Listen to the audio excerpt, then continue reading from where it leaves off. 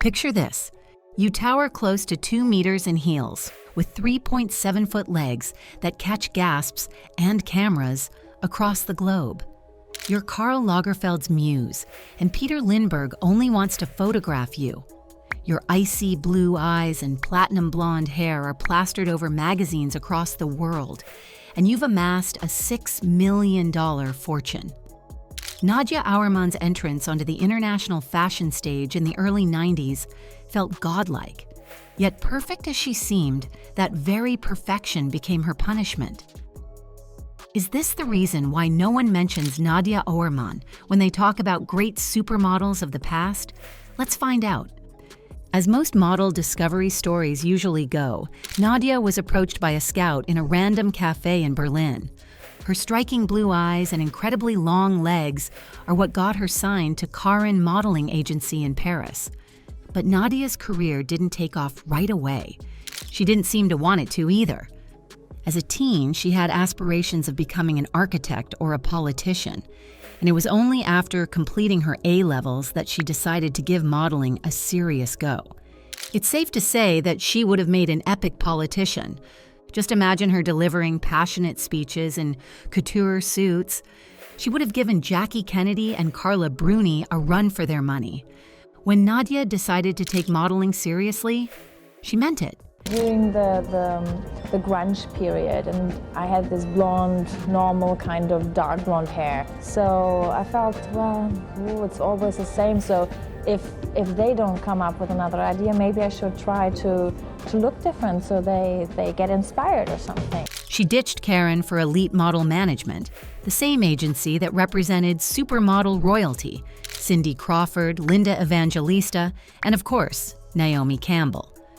Working with Elite paid off, and Nadja soon appeared in Vogue Paris and countless Benetton clothing advertisements. After I bleached my hair platinum blonde, everybody recognized me, like in the streets, and then I couldn't go to a baker anymore to get some croissants. But her big break came in the fall of 1994, when she shocked the modeling industry by appearing on the cover of Vogue and Harper's Bazaar in the same month. It's already considered a great feat to get a Vogue cover in September, fashion's biggest month. But to do so and also be on the cover of Harper's Bazaar is just unheard of. Most models spend their entire careers trying to get even one of these iconic covers, and Nadia landed both in the same month. Even the New York Times was impressed, comparing her achievement to winning the 2 legs of the Triple Crown. I can be a femme fatale, very sexy styled. I can look a little bit like a man. It's always depending what the designers want you to look like. It can be very ladylike, I think. I hope. But even then, cracks had begun to show. Behind the flawless covers and dramatic power walks, there were moments where Nadia started to feel that something was off. She was working constantly, yet never felt quite at ease in her own skin. The more success she achieved, the more the pressure built. From an outsider's perspective, the 90s were the peak of Nadia's career. Nadja Auermann represents a type of a contemporary woman, like very idealized, and she is like a girl from the moon. She is so light, she's so transparent. She is, in fact, very intelligent and very modern. She had it all: beauty, youth, money, and the respect of her peers.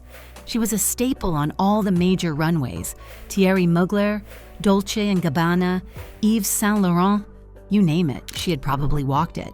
She was even Karl Lagerfeld's muse. She is a very modern woman, and then she has this kind of intellectual, conceptual fashion look, what was in the 90s. Now that's iconic. Most models would kill to even walk in the Chanel show, and Nadia had already forged a special relationship with Karl. But even amid all the success and admiration, the modeling industry's demand for perfection took its toll. I don't know why we should be competitive. It doesn't bring us anything but bad energy. I don't see the point of being jealous or being competitive with other girls. Nadia's unique appearance, which had first attracted agents, now became a contradiction. She was too thin, yet not thin enough. Modeling agents urged her to slim down, and she later recalled to Vogue Germany, I still had a little baby fat in my face. My measurements were 92, 62, 92, yet they told me I should optimize. Keep in mind, the 90s were a grueling time to be a model. Sure, there were slightly curvier ones like Cindy, but Kate Moss had arrived on the scene and completely upended beauty standards. All of a sudden, heroin chic was all the rage. Kate was barely 5, 7 inches, and so skinny she looked waif-like. Compared to Kate, Nadja looked almost Amazonian. I'm very lucky that I worked with the biggest photographers of all time. And Richard Avedon for me was like one of my biggest heroes in photography. Powerful, towering, impossible to miss. But in an era that worshipped fragility, that kind of presence was a problem. So while iconic photographers like Stephen Meisel and Helmut Newton shot Nadja backstage, critics whispered about her proportions. Yeah, exactly. That's Stephen Meisel for American Vogue. This was a shooting about all the different new directions of fashion. This is Mondino. I love that he showed also a sensuality about me that a lot of people haven't really shown before. Naturally, she felt completely isolated. On the one hand, she was living her dream and collaborating with fashion legends, but on the other, she was constantly being told she was never enough.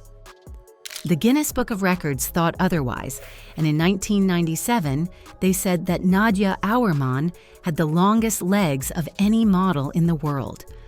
By 26, Nadja had broken a world record, graced the cover of every major fashion magazine, become the international spokesperson for Shiseido, and starred in campaigns for Prada, Chanel, and Hermes. It was just to decide to get another look, you know. At that time I was also into changing, to be flexible like a chameleon, you know, to be able to be a different person also. But then, all of a sudden, the model who seemed unstoppable shattered under invisible pressure. She was diagnosed with Hashimoto's disease, and this, compounded with a grueling schedule, proved to be her undoing. In an interview with Vogue, Nadja reflects on this period of her life. I was suddenly constantly sick. At a shoot in New York, I even had 40 degrees Celsius fever and couldn't go to set. It didn't help that Nadia was a self-proclaimed workaholic, often taking 3 flights a week and working for months nonstop. Even during moments of severe illness, she pushed through using medication. While her work ethic was admirable, and models today could learn a thing or two from it, it just wasn't sustainable. And as most workaholics do, Nadia soon faced burnout.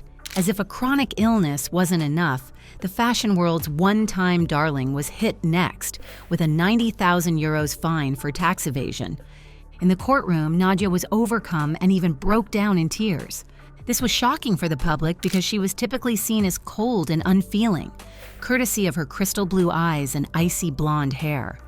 This moment marked a clash between public fascination with Nadia's flawless image and the harsh reality of what fame is really like. What's heartbreaking is that throughout her career, Nadia never tried to become a celebrity, but she was still hounded by the media at times like these. Unlike most supermodels of the 90s, she kept her personal life under wraps. She stuck to minding her own business and letting her work speak for itself. This sense of mystery is also what made her a true fashion legend. But perhaps this is why Nadia isn't a major figure in today's pop culture. And despite all her achievements, she's sort of lost in the fashion ether. Maybe it is for the best. Today, Nadia lives in Dresden with her partner and 4 children, one of them a model herself. In an interview this year, she said, "Why should I try now to look 19? A woman who knew when to leave. What happens for me, and I'm trying to make every day happy, to have every day a happy day.